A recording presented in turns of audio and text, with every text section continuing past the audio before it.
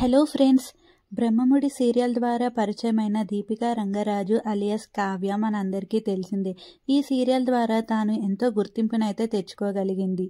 దీపికా రంగరాజు కన్నడ అమ్మాయి. తాను చిన్నప్పటి నుంచి అక్కడే చదువుకుంది. అలా చదువుకొని తానైతే బీటెక్ అయితే కంప్లీట్ చేయగలిగింది.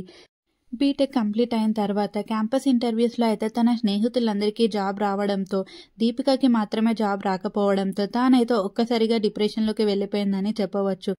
ఇది విన్న వాళ్ళ నాన్నగారు అయితే దీపికకి ధైర్యం చెప్పాడనే చెప్పవచ్చు. కానీ కొన్ని రోజుల తర్వాత దీపిక మరి ఇంకా వేరేదేది చూసుకోకుండా అలానే ఇంట్లోనే కాలక్షేపం చేయడంతో వాళ్ళ నాన్న అయితే ఇంకా దీపిక మీద సీరియస్ అయ్యాడనే చెప్పవచ్చు.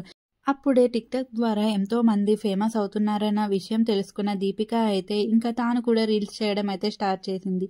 కానీ తనకి అందులో కూడా అంత గుర్తింపు అయితే రాలేదనే చెప్పవచ్చు. యాక్టింగ్ మీద ఇంట్రెస్ట్ పెంచుకున్న తన కూతుర్ని చూసి తండ్రి అయితే తనకు తెలిసిన ఒక ఫ్రెండ్కి కాల్ చేసి, ఇలా నా కూతురికి యాక్టింగ్ అంటే ఇంట్రెస్ట్ ఉంది, నీకు తెలిసిన ఎవరైనా ఉంటే చెప్పు అని అనగా ఒక డైరెక్టర్ పేరు అయితే చెప్పారు.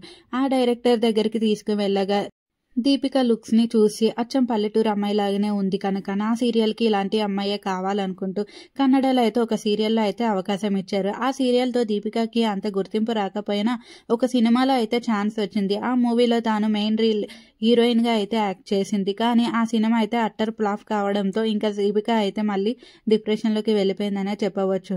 తర్వాత తనకి తెలుగులో బ్రహ్మముడిలో మానస్తో జతకట్టే అవకాశం అయితే వచ్చింది. ఇంకా ఈ సీరియల్తో తెలుగులో అయితే ఇంకా నాటకపోయిందనే చెప్పవచ్చు. తనకి ఎదురు లేదు అన్నట్టుగా ఇంకా చక్రం అయితే తిప్పుతుంది.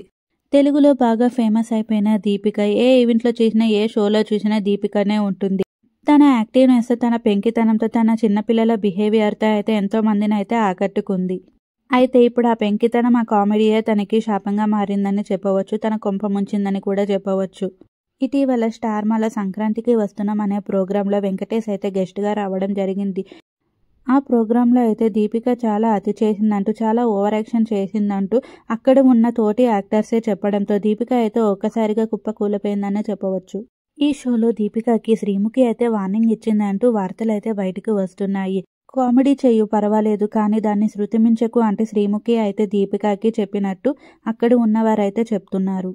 దీనంతటికి కారణం దీపిక అయితే వెంకటేష్ గారు రాగానే అతనిపై చెయ్యి వేసి కామెడీ అయితే చేసింది. ఇది చూసిన వెంకటేష్ అయితే ఒక్కసారిగా షాక్ అయ్యాడు. అక్కడ వాళ్ళు కూడా మండిపడ్డారు దీపిక మీద.